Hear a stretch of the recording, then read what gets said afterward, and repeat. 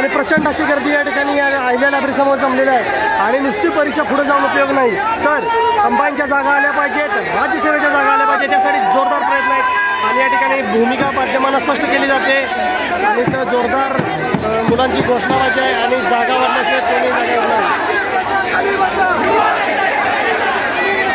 आणि हे आंदोलनाचे विद्यार्थी नुसतं परीक्षा तारीख पुढे गेल्यानंतर उठणार नाही, जागा वाढ झाली पाहिजे,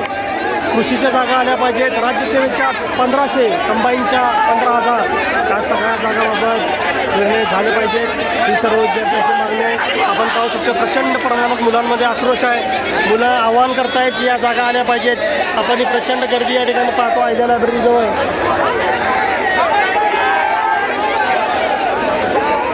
प्रचंड अशी गर्दी, प्रचंड मोठा हा विद्यार्थ्यांचा मॉब या ठिकाणी आपल्या मागण्या मान्य करून घेण्यासाठी प्रचंड प्रमाणात गर्दी करून उभा आहे। आता बघूया नेमकं पुढे होते काय, प्रसारमाध्यमांना आपली भूमिका या ठिकाणी रोहितदादा पवार असतील, बलराम डोळे असतील, असे अनेक लोक किंवा रुपालीताई ठोंबरे असतील, सर्व आपले भूमिका या ठिकाणी प्रसारमाध्यमांना सांगत आहेत। पण कंबाईनची आपण इथून हटणार नाही,